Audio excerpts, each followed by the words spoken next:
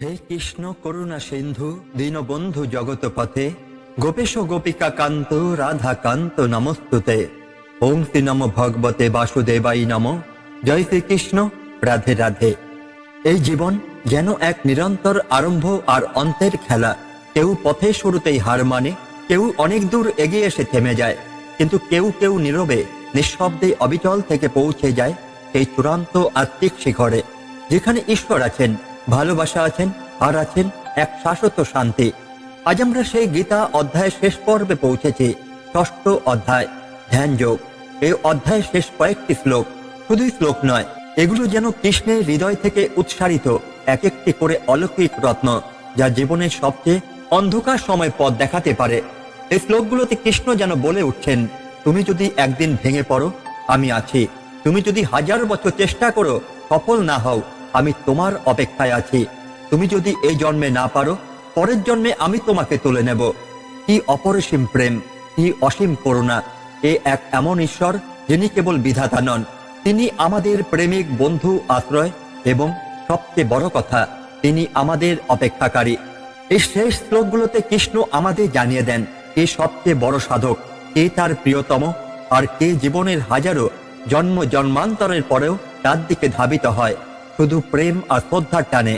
যেখানে সব শাস্ত্র থেমে যায়, যেখানে সব জ্ঞান সীমায় আটকে যায়, সেইখানে কৃষ্ণ একদম স্পষ্ট করে দেন, ভক্তি শেষ কথা, প্রেমই সর্বোচ্চ যোগ।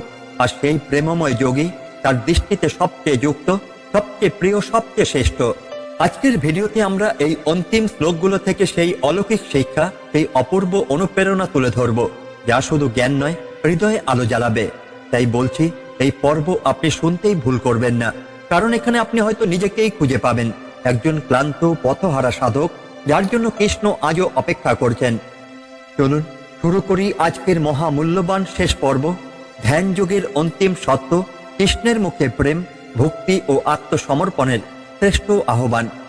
গীতার ষষ্ঠ অধ্যায়ের 41 নম্বর শ্লোকটি হল, প্রাপ্য পুণ্য কীর্তাং লোকানুষ্ঠিতা শাশ্বতী সমা শুচিনাং তিমতাং গেহে যোগ ভষ্ট বিজায়তে। অর্থাৎ পূর্বজন্মে যোগ সাধনায় ব্যর্থ হলেও সে ব্যক্তি পুণ্যবানদের লোক, অর্থাৎ স্বর্গলোকে বহু বছর অতিবাহিত করে পরে সূচি ও পবিত্র ও শ্রীমৎ সমৃদ্ধশালী পরিবাহের গৃহে জন্মগ্রহণ করে। এই শ্লোকে শ্রীকৃষ্ণ এক মহামূল্যবান সত্য প্রকাশ করেছেন, আধ্যাত্মিক প্রচেষ্টা কখনোই বৃথা যায় না। এই শিক্ষা শুধু ধর্মীয় নয়, বরং এটি জীবনের প্রতিটি পর্যায়ে গভীরভাবে প্রযোজ্য। অর্জুন এখানে চিন্তিত ছিলেন, যদি কেউ জীবনে যোগ পথ অবলম্বন করে কিন্তু মাঝপথে ছেড়ে দেয়, তাহলে তার পরিণতি কি হবে? শ্রীকৃষ্ণ উত্তর দিলেন, সেই প্রচেষ্টা বিনষ্ট হয় না, বরং সে জন্ম নেয় এমন একটি পরিবারে যেখানে তার আত্মার অগ্রযাত্রা সহজ হবে। যোগভ্রষ্ট বলতে বোঝানো হয়েছে সেই ব্যক্তিকে যে যোগ সাধনায় মনোনিবেশ করেছিল, কিন্তু হয়তো সংসার, ধর্ম বা মানসিক দুর্বলতার কারণে সে সেই পথে স্থিত থাকতেই পারেনি। তার সেই ত্যাগ, সাধনা, প্রয়াস বৃথায় যায় না। তিনি প্রথমে পুণ্যলোক অর্থাৎ স্বর্গে কিছু সময় অতিবাহিত করেন। এই সময়টা হচ্ছে তার অতীত সাধনার পুরস্কার স্বরূপ বিশ্রামকাল। এরপর তিনি পুনর্জন্ম লাভ করেন পবিত্র পরিবারের মধ্যে, যেমন সাধু, ব্রাহ্মণ অথবা ধার্মিক গৃহস্থ পরিবার। শ্রীমতাং অর্থাৎ ধনী, সম্মানিত ও সুশৃঙ্খল পরিবার, যেখানে আধ্যাত্মিক বিকাশের অনুকূল পরিবেশ থাকে। এর অর্থ হল, কৃষ্ণ নিজেই নিশ্চিত করেছেন যে একবার আধ্যাত্মিক পথ ধরেছে, তার পুনরাবর্তন আর নিছক সাধারণ মানুষের মতো হয় না। আমরা অনেক সময় এমন কিছু শিশু বা তরুণকে দেখি যারা ছোটবেলাতেই ভগবতী চিন্তায় মনোযোগী, সহজেই ধর্মগ্রন্থ মুখস্থ করে ফেলে, গুরুজনদের সেবা করে আনন্দ পায়, অথবা তাদের মধ্যে আত্মপ্রকাশ করে এক অদ্ভুত শান্তি ও পরিপক্কতা। তারা হয়তো অন্যদের থেকে আলাদা চিন্তা করে, জীবনের প্রতি দৃষ্টিভঙ্গি গভীর। এইসব শিশুদের অনেকেই পূর্ব জন্মে যোগভ্রষ্ট সাধক ছিলেন। তারা এখন এমন পরিবারে জন্মেছে যেখানে তারা আবার সেই পথ শুরু করতে পারবে যেখানে তারা গত জন্মে থেমে গিয়েছিল। ঠিক যেমন কোনো রানার যদি দৌড়ের মাঝখানে হোঁচট খেয়ে পড়ে, তবে পরের দৌড়ে সে সেখান থেকে পুনরায় শুরু করতে চায়। এই শ্লোক সেই কথাই বলে। কৃষ্ণ বলেছেন, তুমি চেষ্টার পথ ধরো অর্জুন, সফলতা এখন না হোক একদিন হবেই, কারণ সাধনা হলো সঞ্চিত শক্তি, আর সেই শক্তি চিরকাল থাকে আত্মার সঙ্গে। তাই যদি কেউ ভাবেন আমার এত জপ, তপ, সাধনা করে কোনো লাভ হয়নি, তবে তাকে এই শ্লোক মনে করিয়ে দেওয়া উচিত, তুমি যখন ভগবানের দিকে এক কদম বাড়াও, তিনি তোমার দিকে 10 কদম আসেন। এমনকি যদি কোনো কারণে মাঝপথে থেমেও যাও, কৃষ্ণ তোমাকে ছেড়ে দেন না। তিনি তোমার জন্য পুনরায় এমন পরিবেশ সৃষ্টি করবেন যেখানে তুমি আবার সেই পথে ফিরে আসতে পারো। আজকের সময় যখন অধিকাংশ মানুষ মানসিক অস্থিরতা, হতাশা কিংবা আত্মবিশ্বাসের অভাবে ভুগছে, তখন এই শ্লোক বলে, তোমার সাধনার চেষ্টাগুলো কখনো নষ্ট হয় না। তুমি হয়তো এখন বুঝতেই পারছো না, কিন্তু ভবিষ্যতের কোনো এক পর্যায়ে এইসব সাধনার ফলাফল আসবেই। তাই কখনো হতাশ হইও না। গীতা শুধু একটি ধর্মগ্রন্থ নয়, এটি তোমার আত্মার ম্যাপ, যেখানে প্রতিটি পদক্ষেপ মূল্যবান। তোমার অন্তরের একান্ত সাধনার দাম ঈশ্বর রাখেন। তিনি কখনো তোমার চেষ্টাকে অকার্যকর হতেই দেন না। আজকের এই শ্লোক আমাদের সবাইকে মনে করিয়ে দেয়, ভক্তি আর চেষ্টা কখনো হারায় না। জীবনের যাত্রা চলবেই যতক্ষণ না আমরা নিজেকে ভগবানের সঙ্গে এক করে ফেলি। তত্র তং বুদ্ধি সংযোগং লভতে পূর্বদেহি কম যততে চতত ভূয় তৎসিদ্ধ কুরুনন্দন। হে কুরুনন্দন, সেখানে পূর্বজন্মে সাধনায় থেমে যাওয়া সেই যোগী পূর্বদেহের সাধনার দ্বারা অর্জিত জ্ঞান সঙ্গতে আবার লাভ করে এবং সেই জ্ঞানের শক্তি দ্বারা সে আরো কঠোরভাবে সিদ্ধির উদ্দেশ্যে চেষ্টা চালিয়ে যায়। এই শ্লোকটি এক পরম সত্য প্রকাশ করে, আধ্যাত্মিক জ্ঞান বা সাধনার পথ কখনো একটি জন্মের মধ্যে সীমাবদ্ধ নয়। কৃষ্ণ এখানে বলছেন, যদি কেউ পূর্বজন্মে আধ্যাত্মিক পথ অবলম্বন করেও সিদ্ধি অর্জনের পূর্বে জীবন ত্যাগ করে, তবে পূর্ববর্তী জন্মে সেই পূর্ব সঞ্চিত জ্ঞান ও প্রবৃত্তির সঙ্গে নিয়ে ফিরে আসে। বুদ্ধি সংযোগং লভতে পূর্বদেহি কমের ব্যাখ্যা হলো, এর মানে পূর্বজন্মে করা তপস্যা, জ্ঞান চর্চা সবকিছু তার চেতনার গভীরে মুদ্রিত থাকে। জন্মান্তরের পর তা আবার ধীরে ধীরে জাগ্রত হয়। ঠিক যেমন কোনো মাটি চষে রাখা হলে পরের মৌসুমে তা সহজে চাষযোগ্য হয়। এই আত্মা সেই অভিজ্ঞতা ও চিন্তা ভাবনার সঙ্গে নিয়ে আসে এবং যখন তার জীবনে অনুকূল পরিবেশ আসে তখন সে সেগুলোকে পুনরায় সক্রিয় করে। এই এক গভীর আধ্যাত্মিক উত্তরাধিকার। একজন শিশু যে জন্মের পর থেকেই অদ্ভুত রকম গম্ভীর, ভক্তিপরায়ণ, সহজেই গীতা বা ভজন মুখস্থ করে ফেলেছে। আমাদের সমাজে এমন অনেক উদাহরণ দেখা যায়। তার অভিভাবকরা বিস্মিত হয়ে যান, এই বয়সে এত গভীরতা কিভাবে এলো। এটাই সেই পূর্ব জন্মের সাধনার ফল, যার কথা কৃষ্ণ এখানে বলছেন। বা ধরুন একজন তরুণ, যার চারপাশে ভোগের উৎসাহ, কিন্তু তার মন বারবার নির্জনতায়, ভগবানের চিন্তায় বা আত্মোন্নতির খোঁজে ছুটে চলে। সমাজে সে অসামাজিক বা অদ্ভুত মনে হতে পারে, কিন্তু আসলে সে পূর্বজন্মে সেই যোগী যে এখন আবার পথ চলা শুরু করেছে। এখানে কৃষ্ণ আরো একটি গুরুত্বপূর্ণ দিক বলেন, সেই আগের চেয়েও আরো দৃঢ় চেষ্টার দ্বারা সিদ্ধির দিকে অগ্রসর হয়। মানে সে থেমে যায় না। পূর্বের চেতনার আলো তার মধ্যে জ্বলে উঠলে সে আবার সাধনা শুরু করে, অনেক দৃঢ় মনে বলে, এবং সেই চেষ্টাকে কৃষ্ণ নিজেই বলেন ভুয়ো, অর্থাৎ আগের চেয়েও বড় পরিমাপে। তার এই নতুন জন্মে সাধনা আর শূন্য থেকে শুরু হয় না, সে আগেই একটি স্তর পার করে এসেছে। এবার সে দ্বিতীয় ধাপে উঠছে। যেমন কোনো ছাত্র পরীক্ষায় ফেল করলো, পরের বার সেই বিষয়ে অনেক ভালো প্রস্তুতি নিয়ে আসে। শ্রীকৃষ্ণ এখানে আমাদের সবাইকে অনুপ্রাণিত করেছেন, তোমার চেষ্টা বৃথা যায় না, এমনকি যদি তুমি থেমে যাও তাও না। আমি তোমার সেই চেষ্টা ধরে রাখি, আমি তোমাকে আবার ফিরিয়ে আনি, আবার পথ দেখাই, আবার আলো জ্বালাই। এই কথা শুধু বিশ্বাসের নয়, আত্মার পরম সান্ত্বনার। এই জীবনেই যদি ব্যর্থতা এসে পড়ে, কৃষ্ণ বলেন আত্মা ফিরে আসবে নতুন সম্ভাবনা নিয়ে। এ এমনই এক দেববাণী যা আমাদের হতাশার মধ্যে আশার আলো দেখায়। আজকে যুগে যখন মানুষ বারবার হতাশ হয়ে পড়ে, আমি চেষ্টা করছি কিছুই হচ্ছে না, তখন এই শ্লোক বলে, হয়তো এই জন্মে তুমি ফলাফল দেখছো না, কিন্তু তোমার চেষ্টা তুমি হারাচ্ছ না। তুমি পথেই আছো, পথ চলায় ছদ্ম পতন হতেই পারে, কিন্তু পথ চলা বন্ধ হয় না। তুমি যদি সত্যিকারের ভালোবাসা দিয়ে সাধনা করো, নিজের সত্যের অনুসন্ধান করো, কৃষ্ণ প্রতিজ্ঞা করেছেন, আমি তোমার সেই অন্বেষণকে কখনো ব্যর্থ হতেই দেব না। এই শ্লোক এক শাশ্বত বার্তা দেয়, তুমি যতবারই থেমে যাও না কেন, তোমার প্রতিটি প্রচেষ্টা, প্রতিটি আধ্যাত্মিক উন্মেষ তোমার আত্মার মধ্যে গেঁথে যায়। শ্রীকৃষ্ণ সেই চেষ্টাকে সংরক্ষণ করেন, লালন করেন এবং সঠিক সময় তা বিকশিত করেন। তাই হতাশ হইও না, পিছিয়ে পড়লেও ভয় পেও না। তুমি যদি হৃদয় দিয়ে চেষ্টা করো, কৃষ্ণ তোমার সেই চেষ্টাকে একদিন ফলপ্রসূ করবেনই। কারণ তিনি কৃষ্ণ, তিনি কখনো তার ভক্তের ত্যাগ বৃথা যেতে দেন না। পূর্বাভাসেন তনৈব হ্রিয়তে হেবস্যহ বিশ্ব জিজ্ঞাসুরপি যোগস্য শব্দ ব্রহ্মাতি বর্ততে। অর্থাৎ পূর্বজন্মের অভ্যাসবশত সেই ব্যক্তি যে এই জন্মে হয়তো আধ্যাত্মিক জীবন সম্পর্কে পুরোপুরি সচেতন নয়, অনিচ্ছা সত্ত্বেও আধ্যাত্মিক পথের দিকে আকৃষ্ট হয়, এমনকি সে যদি শুধু যোগ সম্পর্কে জানার আগ্রহ পোষণ করে, তবু সে ধীরে ধীরে বৈদিক ধর্মশাস্ত্রের বাহিক আচার রূপ শব্দ ব্রহ্ম অতিক্রম করে যায়।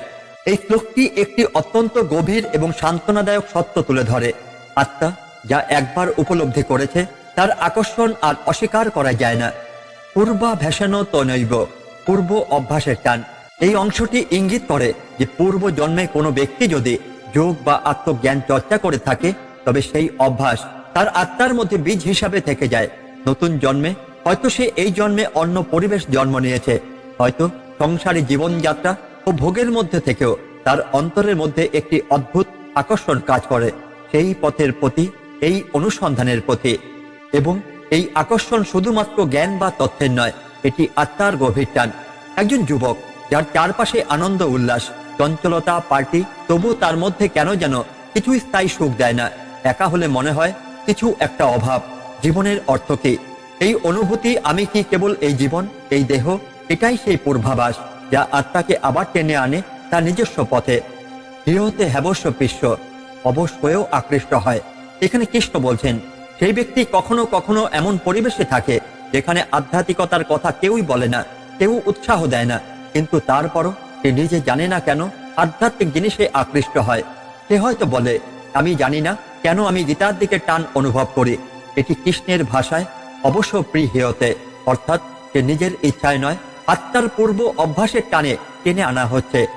তুমি হয়তো হঠাৎ একদিন কোনো গীতার ভিডিও দেখলে, কিছু একটা ভিতরে নাড়া দিল, মনে হলো এটা তো আমি জানতাম, অথচ তুমি হয়তো কখনোই আগে গীতা পড়নি। এই অনুভূতি সেই পূর্ব জন্মের অভ্যাসের জাগরণ।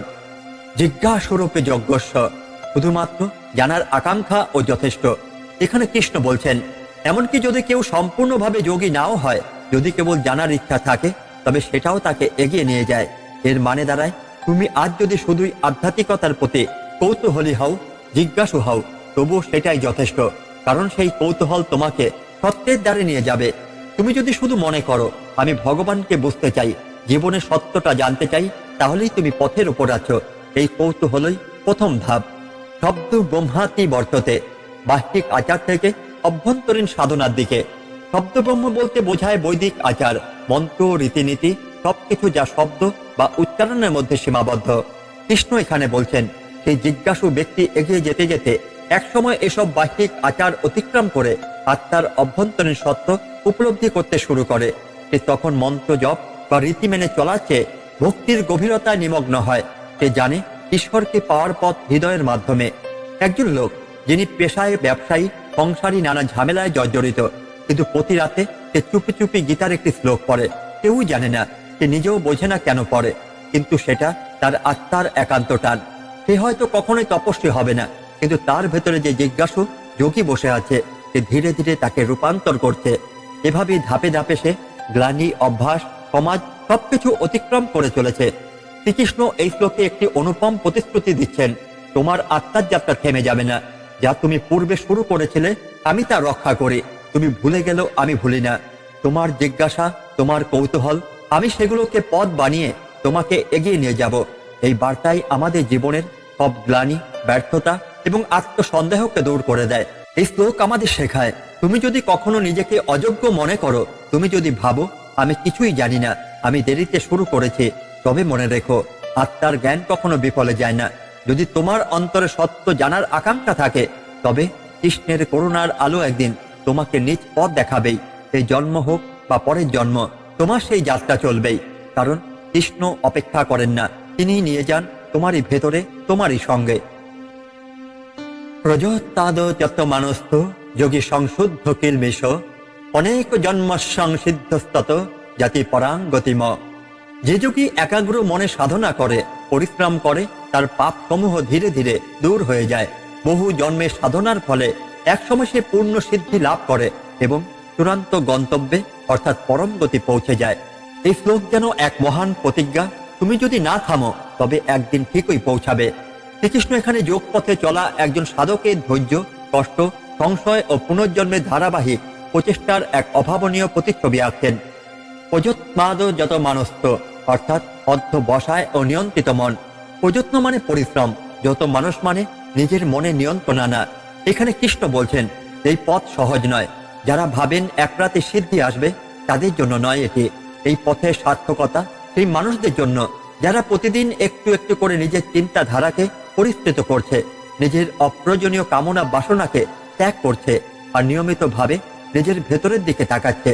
তুমি যদি প্রতিদিন 10 মিনিটও নিজের জীবনের গভীরতা উপলব্ধি করতে চাও, তবে কৃষ্ণ বলেছেন তুমি পথে আছো সংশুদ্ধ কিলমেষ, পাপশুদ্ধ হওয়া। এই অংশে এক গভীর মানসিক ও আধ্যাত্মিক বার্তা আছে। কৃষ্ণ বলছেন যে যোগী নিজের সাধনাকে মন দিয়ে করে, সে ধীরে ধীরে তার জীবনের সমস্ত পাপ, মোহ ও ভ্রান্তিকে দূর করে ফেলে। এখানে পাপ মানে শুধুমাত্র কোনো সামাজিক অপরাধ নয়।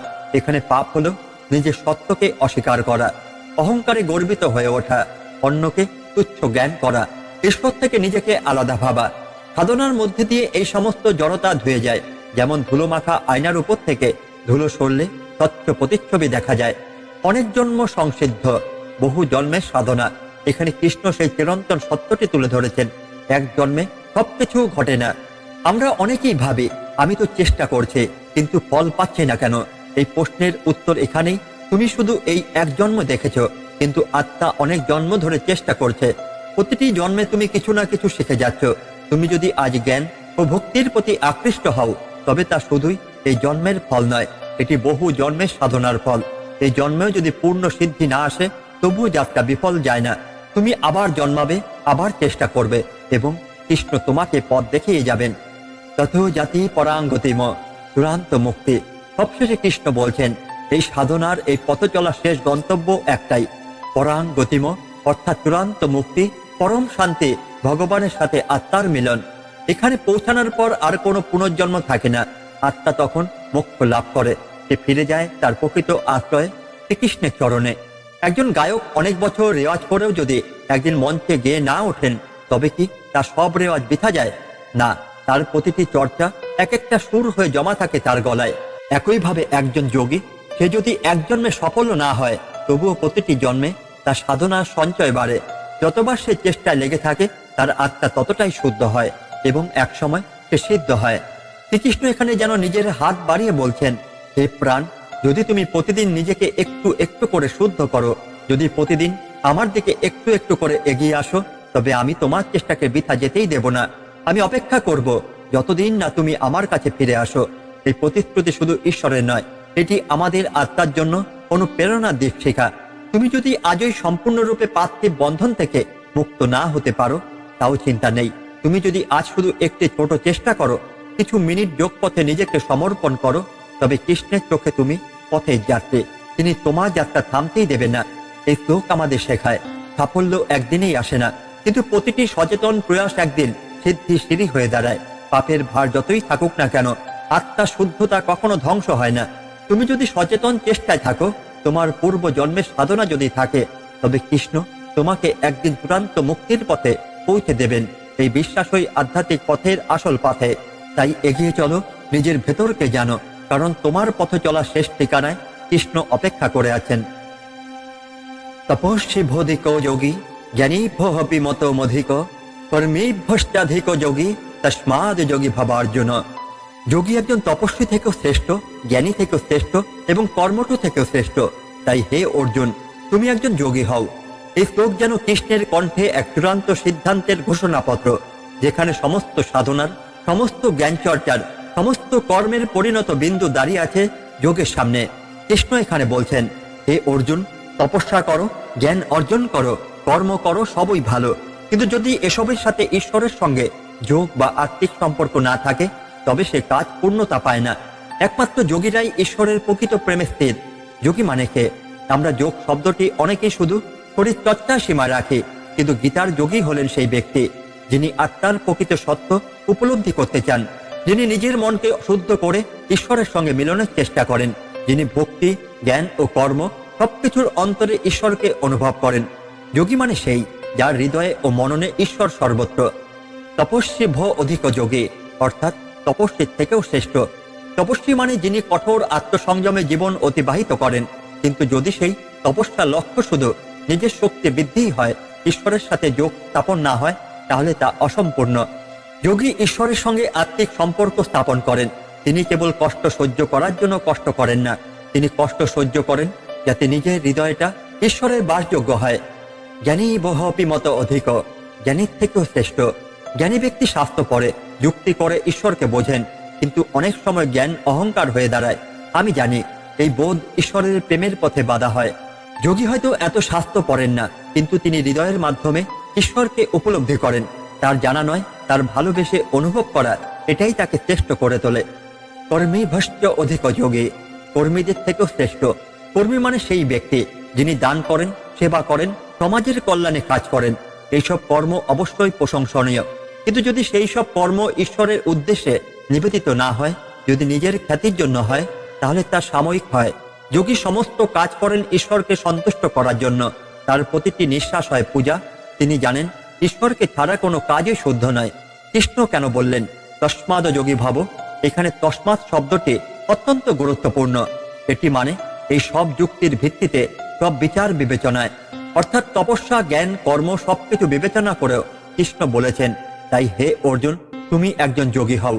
কারণ তপস্যা আত্মসংযম শেখায়, জ্ঞান যুক্তি ও অনুধাবন শেখায়, কর্ম সমাজকে কিছু দেয়, কিন্তু যোগ শেখায় নিজেকে ঈশ্বরের হাতে সমর্পণ করতে, নিজেকে প্রেমময় ঈশ্বরের সাথে যুক্ত করতে। এটাই আত্মার প্রকৃত লক্ষ্য। ধরা যাক চারজন ব্যক্তি নদী পার হতে চাইছে। একজন শুধু দাঁড়িয়ে ধ্যান করছে, তপস্বী। একজন মানচিত্র বানাচ্ছে, নদী কিভাবে তৈরি হয়েছে বুঝতে চাইছে, জ্ঞানী। একজন ব্রিজ বানাতে চেষ্টা করছে, সবাইকে সাহায্য করছে, কর্মী। আর একজন নিজের মনকে স্থির করে ঈশ্বরের উপর ভরসা রেখে নৌকা করে নদী পার হচ্ছে, যোগী। এই চারজনের মধ্যে কে আগে ঈশ্বরে পৌঁছাবে? নিঃসন্দেহে সেই যে ঈশ্বরের সঙ্গে সরাসরি যুক্ত হতে চায়, অর্থাৎ যোগী। এই শ্লোকে কৃষ্ণ শুধু জ্ঞানই দিচ্ছেন না, তিনি যেন একান্তভাবে বলছেন, হে অর্জুন, তুমি যদি সত্যিই চাও শান্তি, প্রেম, মুক্তি, তাহলে তুমি যাই করো না কেন, হৃদয়ের অন্তঃস্থলে আমাকে স্থাপন করো, তপস্যা করো, জ্ঞান অর্জন করো, কাজ করো, কিন্তু সবকিছুর কেন্দ্রবিন্দু হও আমি। তবেই তুমি সত্যিকারের যোগী হবে। এটা শুধুই আধ্যাত্মিক জ্ঞানের কথা নয়, এটা হলো আত্মার গভীর প্রেমের আহ্বান। এই শ্লোকটি আমাদের জীবনকে এক নতুন দৃষ্টিতে দেখতে শেখায়। তপস্যা ভালো, জ্ঞান চমৎকার, কর্ম অবশ্যই প্রয়োজনীয়, কিন্তু একমাত্র যোগ তোমাকে ঈশ্বরের নিকট পৌঁছে দিতে পারে। এই যোগের পথ হলো আত্মিক প্রেমের, আত্মসমর্পণের, ঈশ্বরের সাথে আত্মার চিরন্তন সংলাপের পথ। এটাই কৃষ্ণের ডাক, হে মানুষ, তুমি যোগী হও। আর সেই যোগী হওয়া মানে প্রতিদিন একটু একটু করে নিজের মধ্যে ঈশ্বরকে খুঁজে পাওয়া। তাই আসুন আমরা সকলেই কৃষ্ণের হাতে নিজেদের সমর্পণ করে যোগীর মতো জীবন গড়ি। যোগী নামপি সর্বেশ্বং মদগতেন তারত্তনা শ্রদ্ধাবান ভজতে জমাং তমে যুক্ত তমত। যোগীদের মধ্যে সেই ব্যক্তি সবচেয়ে শ্রেষ্ঠ যিনি তার অন্তরাত্মা দিয়ে আমাকে উপলব্ধি করেন, শ্রদ্ধা ভরে আমার ভজন করেন। তাকেই আমি সবচেয়ে যুক্ত, অর্থাৎ নিকটস্থ ও শ্রেষ্ঠ যোগী বলে মনে করি।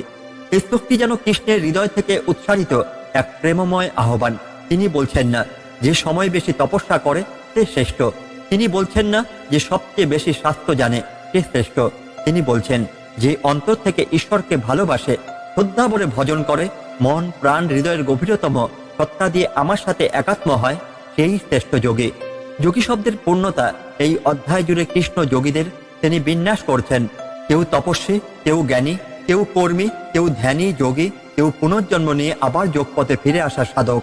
কিন্তু এখন তিনি বলছেন এদের মধ্যে যিনি হৃদয়ের ভেতর থেকে আমাকে ভালোবাসে, যার ভক্তি আমার দিকে প্রবাহিত, যার সমস্ত চিন্তা প্রেরণা আমায় কেন্দ্র করে, সেই সবচেয়ে যুক্ত।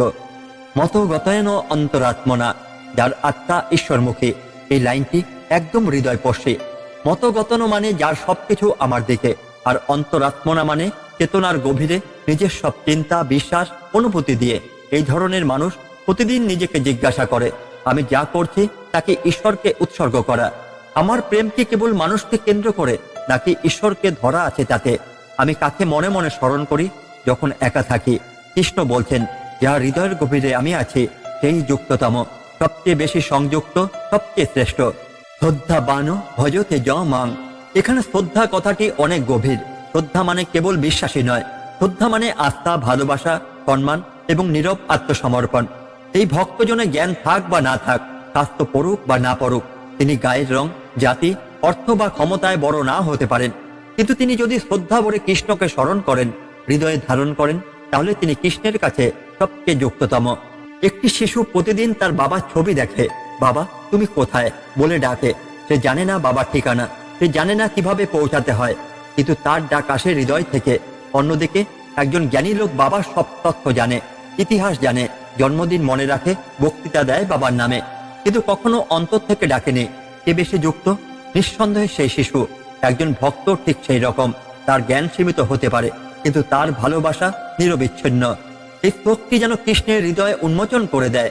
তিনি চান না আমরা কেবল জ্ঞান অর্জনই করি, তিনি চান না আমরা শুধু নিয়মে আটকে থাকি, তিনি চান আমরা তাকে ভালোবাসি, এমন এক ভালোবাসা যা সত্যহীন, এমন এক প্রেম যা হারিয়ে ফেললে আমাদের হৃদয় কেঁপে ওঠে।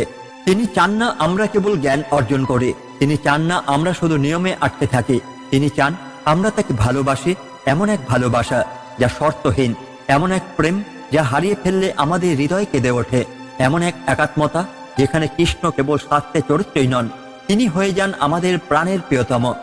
এই শ্লোকে সবচেয়ে জীবন্ত উদাহরণ গোপীরা। তারা ছিলেন অশিক্ষিতা, শাস্ত্র জানতেন না, তবু কৃষ্ণ তাদের বলেছিলেন তোমরা যোগেশ্বর, কারণ তোমরা হৃদয় দিয়ে আমাকে ভালোবাসো। তাদের প্রেমে ছিল না অহংকার, ছিল না দাবি, ছিল শুধু নির্ভেজাল নিবেদন। এই শ্লোক আমাদের শেখায় তোমার জীবনে ঈশ্বরকে ভালোবাসা থাকুক, ভক্তি থাকুক। সেটা বড়লোক হওয়া নয়, বড় হৃদয়ের মানুষ হওয়া। সেটা মুখে নাম জপ নয়, অন্তরের গভীরে তুমি আমার সব বলা। এটা নিয়ম মানা নয়, প্রেমে আত্মবিসর্জন দেওয়া। যে এই কাজ করে, যে প্রেমের মাধ্যমে ঈশ্বরের সঙ্গে যুক্ত হয়, সেই কৃষ্ণের চোখে সবচেয়ে প্রিয়, সবচেয়ে যুক্ত, সবচেয়ে মহান। এই শ্লোক আমাদের সমস্ত সাধনার গন্তব্য চিহ্ন। তুমি তপস্বী হতে পারো, জ্ঞানী হতে পারো, ধ্যানী হতে পারো, কিন্তু সবকিছু চেয়ে বড় যদি কিছু হয়, তা হলো একটা প্রেম ভরা মন যা ঈশ্বরকে ডাকে, একটা হৃদয় যেটা প্রতিটি নিঃশ্বাসে কৃষ্ণকে খোঁজে, একটা আত্মা যেটা বলে তুমি ছাড়া কিছুই চাই না। সেই হৃদয়ের অধিকারী যোগী কৃষ্ণের কাছে যুক্ততম। চলুন আমরা সেই প্রেমের পথেই হাঁটি, চলুন কৃষ্ণকে হৃদয়ের মধ্যে ধারণ করি, একটি শ্রদ্ধা ভরা হৃদয়ে, একটি মাত্র প্রেমের বন্ধনে। আজ এই ষষ্ঠ অধ্যায়ের শেষ শ্লোকের আলোচনার মাধ্যমে আমরা শুধু একটি অধ্যায় শেষ করিনি, আমরা একটি আধ্যাত্মিক যাত্রার এক গুরুত্বপূর্ণ মোড়ে পৌঁছেছি। এই অধ্যায় শুরু হয়েছিল ধ্যান দিয়ে, কিন্তু শেষ হচ্ছে প্রেম দিয়ে, বিশ্বাস দিয়ে, ভক্তি দিয়ে। শুরু হয়েছিল মনকে স্থির রাখার প্রচেষ্টা দিয়ে, শেষ হচ্ছে কৃষ্ণের কোলে নিজেকে পুরোপুরি সমর্পণ করার অমৃত বার্তায়। আজ কৃষ্ণ আমাদের বললেন তুমি হাজার সাধনার পরেও যদি ব্যর্থ হও, আমি তোমার পাশেই থাকি। তুমি যদি এই জন্মে যোগে সিদ্ধ হতে নাও পারো, আমি তোমাকে সূচি গৃহে জন্ম দিই। তুমি যদি মনসংযোগ হারাও, আমি পূর্ব জন্মের অভ্যাস জাগিয়ে তুলি। তুমি যদি কিছু না পারো, তবুও যদি হৃদয়ে আমাকে স্থান দাও, তাহলে তুমি আমার প্রিয়তম যোগী। কি আশ্চর্য কথা, কি নির্ভরতার আশ্বাস! এই গীতার শেষ শ্লোকগুলো যেন একটি চিঠি ভগবান কৃষ্ণ নিজ হাতে আমাদের কাছে লিখেছেন, যেখানে আছে শুধু ভালোবাসা, মমতা আর নিশ্চিন্ত আশ্রয়ের ডাক। আমরা যারা ক্লান্ত, দ্বিধাগ্রস্ত, জীবনযুদ্ধে পরাজিত, এই শ্লোকগুলো আমাদেরই জন্য। যারা প্রশ্ন করি আমি তো সাধু নই, আমার কি হবে, এই শ্লোকগুলো আমাদেরই জন্য। যারা দিনের পর দিন গীতার কথাগুলো শুনেও জীবনে ঠিকমতো পালন করতে পারি না, এই শেষ শ্লোকগুলো তাদের জন্য আশার আলো। জীবনের পথ যত কঠিনই হোক না কেন, যদি হৃদয়ে কৃষ্ণ থাকেন, তাহলে পথ হারাবার ভয় নেই। এই ষষ্ঠ অধ্যায় আমাদের শিখিয়ে দিল যোগ মানে শুধু আসন নয়, শুধু প্রাণায়াম নয়, শুধু ধ্যান নয়। যোগ মানে কৃষ্ণের সঙ্গে সেই হৃদয় বন্ধন, যেখানে শরীর ক্লান্ত হলেও আত্মা চায় তার সান্নিধ্য, আর সেই হৃদয় যোগই শ্রেষ্ঠ যোগ। বন্ধুরা, এই ষষ্ঠ অধ্যায়ের প্রতিটি শ্লোক, প্রতিটি শব্দে কৃষ্ণ যেন আমাদের আহ্বান জানিয়েছেন, এসো, ফিরে এসো, আমি অপেক্ষায় আছি। আপনার যদি কখনো মনে হয় আপনি একা, আপনি ব্যর্থ, আপনি যোগ্য নন, তাহলে মনে রাখবেন এই শ্লোকগুলোর কথা। আপনি হয়তো নিজেকে ছেড়ে দিয়েছেন, কিন্তু কৃষ্ণ আপনাকে আজও ভালোবাসেন। আমাদের এই ক্ষুদ্র প্রচেষ্টা, ছোট ছোট ভিডিওর মাধ্যমে গীতার মহাজ্ঞান আপনাদের সামনে তুলে ধরা। আপনারা পাশে থাকলে, আশীর্বাদ দিলে, আমরা সপ্তম অধ্যায় থেকেও কৃষ্ণ কথার এই যাত্রা আরো গভীরে নিয়ে যাব। ভিডিও ভালো লাগলে কমেন্টে জয় শ্রীকৃষ্ণ লিখে আমাদের জানান আপনি সঙ্গে আছেন। আপনার একটি মন্তব্য আমাদের উৎসাহ, আমাদের শক্তি। পুনরায় দেখা হবে সপ্তম অধ্যায়ের প্রথম শ্লোক থেকে, কৃষ্ণের মুখে জ্ঞানযোগের গভীরতম ব্যাখ্যা। ততদিন পর্যন্ত নিজেকে ভালোবাসুন, কৃষ্ণকে স্মরণ করুন। ধন্যবাদ। জয় শ্রীকৃষ্ণ, জয় শ্রীমদ্ ভগবদ্ গীতা। রাধে রাধে।